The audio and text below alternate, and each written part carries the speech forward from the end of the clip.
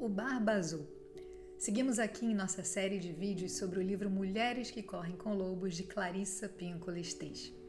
Se você caiu aqui de paraquedas e ainda não viu o conteúdo anterior, te convido a assistir o vídeo introdutório e La Loba, depois que assistir esse conteúdo aqui. Hoje a gente vai falar sobre o segundo capítulo do livro, intitulado A Tocaia ao Intruso, o princípio da iniciação. E nele a gente vai explorar o conto do Barba Azul.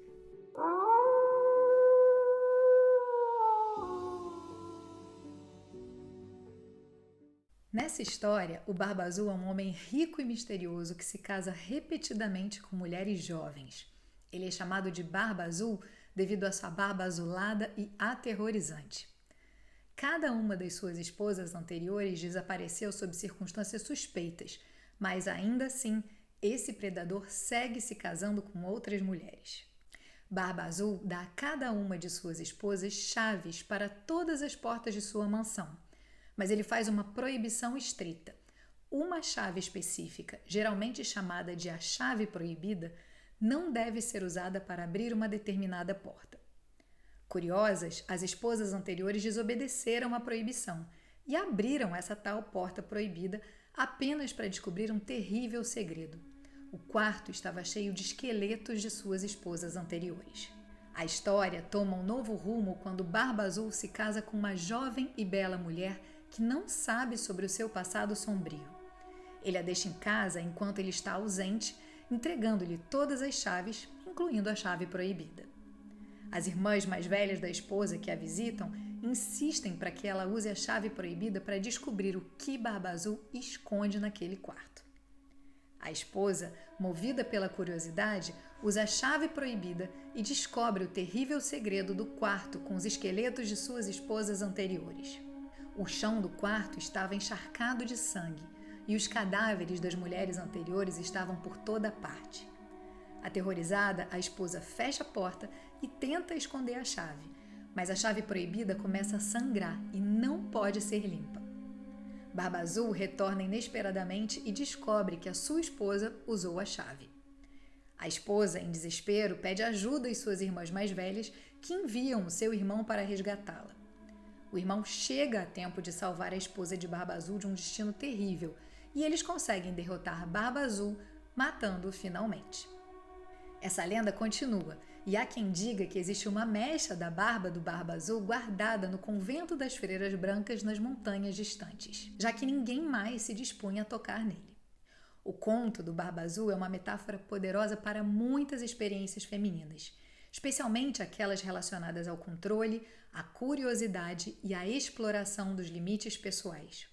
Há inúmeras lendas, folclores e mitos, como a história de Barba Azul, em que pequenos aprendizes ou figuras imaturas ousam ingenuinamente se aventurar além do nível real dos seus conhecimentos ou ainda que tentam transgredir as ordens e as forças da natureza. Esse é inclusive o caso do grego Ícaro, que voou perto demais do Sol e suas asas de cera derreteram, lançando-o de volta à Terra.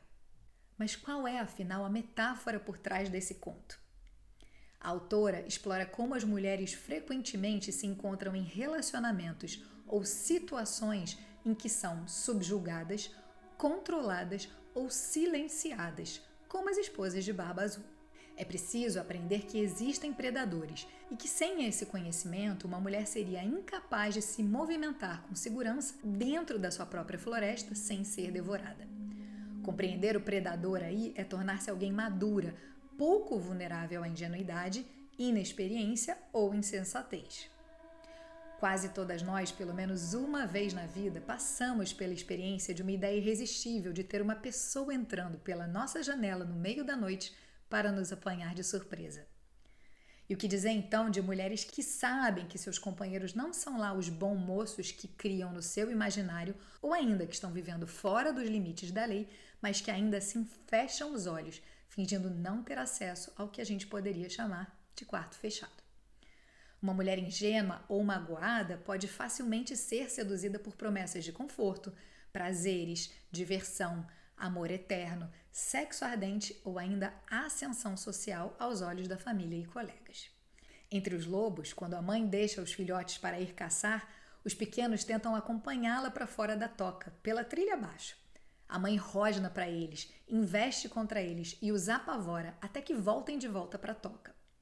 Quando estão prontos, ela lhe dá leves mordidas para mostrar o poder dos seus dentes. As mulheres, assim como os lobos, precisam desses ensinamentos sobre predadores, mas nem sempre recebem eles corretamente. A tal chave, que é proibida de ser usada, representa a curiosidade e a busca por conhecimento, sentimentos inerentes aos seres humanos que foram sendo limitados às mulheres ao longo dos séculos. A chave aí é tanto uma permissão quanto um apoio para que ela conheça os segredos mais profundos e mais obscuros da psique. Nesse caso, aquilo que desagrada e destrói estupidamente o potencial de uma mulher. A chave é a nossa consciência. Ao optar por abrir a porta, a gente escolhe a vida.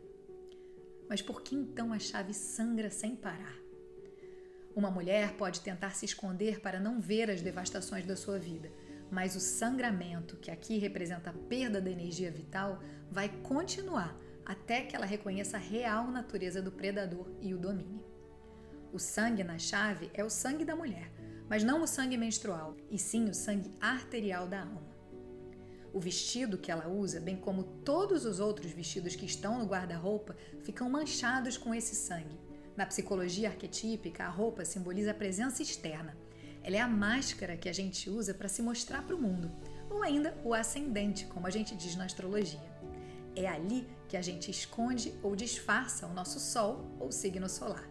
E assim a gente usa esse artifício para seguir aparentando para o mundo como uma persona quase perfeita, como cavaleiros presos na armadura. Quando a chave sangra e mancha os nossos vestidos, a gente não consegue mais esconder nossa dificuldade. Uma vez vista a verdade, não podemos mais fingir que ela não existe. E dessa forma, o conto do Barba Azul faz a gente refletir. O que está por trás da porta? O que não é como aparenta ser? O que eu sei no fundo de mim mesma que preferia não saber? Que parte de mim foi morta ou está agonizando nesse momento? Todas essas perguntas são chaves. Quando as mulheres abrem as portas de suas próprias vidas e examinam o massacre escondido nesses cantos remotos, na maior parte das vezes elas percebem que estiveram permitindo o assassinato dos seus sonhos, objetivos e esperanças mais cruciais. E é só nesse momento em que a gente nunca mais vai dizer que não tem talento, que não é importante, que não tem instrução, que não tem ideia, que não sabe como fazer, que não sabe o que fazer, que não sabe quando fazer ou ainda que não tem tempo. A cura está justamente em prestar atenção na nossa intuição, na voz interior e manter a curiosidade aguçada. Quando uma mulher é forte na sua natureza instintiva, ela reconhece o predador pelo cheiro, pela aparência ou pelos ruídos e toma medidas para afastar-se dele. Tá, Leti, mas e a autonomia da mulher? Onde fica nessa história? O Conta examina o tema da autonomia feminina e como as mulheres podem encontrar a coragem de desafiar as normas e expectativas que a limitam. Quando Barba Azul diz faça o que quiser, ele sugere a ela uma falsa sensação de liberdade com a qual ela vai ter que lidar. Tem também um momento surpreendente na história quando ela pede tempo para se compor antes de ser morta pelo Barba Azul. Em outras palavras, ela está pedindo tempo para se recompor para o combate final. Na realidade externa, o que a gente vê são mulheres planejando fugas, separações, rompimentos, demissões, divórcios, seja de um antigo estilo destrutivo, de um amante ou até mesmo de um emprego. Uma mulher capturada acaba percebendo que as suas esperanças de uma vida razoável para si mesma e para os seus filhos diminuem cada vez mais. Nesse caso, é de se esperar que ela abra a porta do quarto onde jaz toda a destruição da sua vida. Mas um ponto interessante desse capítulo é a constatação de que toda mulher, ao menos uma vez na vida, já sonhou com esse predador. Clarissa chama esse sonho de sonho iniciático, e ele acontece quando a gente acorda sobressaltada, nos debatendo, gritando, nos defendendo ou ainda fazendo movimentos violentos no meio da noite. Você já teve esse sonho? Pois é. Para Estês, esse tipo de sonho é um indicador confiável de que a consciência de uma mulher está começando a perceber a existência desse predador psíquico inato. Esse sonho é como um portal ou uma preparação para a tomada de consciência de uma mulher. Mais uma vez, Clarissa Pinkola Estes utiliza uma história do passado para enfatizar a importância das mulheres confiarem na sua intuição e no seu instinto de autopreservação, e faz um alerta para todas nós sobre relacionamentos e relações abusivas. Se você curtiu esse conteúdo, curta, comente, compartilhe para que eu possa seguir na missão de partilhar as chaves do conhecimento com você. Se esse é o seu primeiro contato comigo, na descrição desse vídeo você pode saber mais sobre mim, sobre o meu trabalho com astrologia e com tarô, como acontecem as minhas consultas e os cursos online que estão nesse momento com inscrições abertas. E assim, a gente segue juntas nessa busca de transformar chumbo em ouro.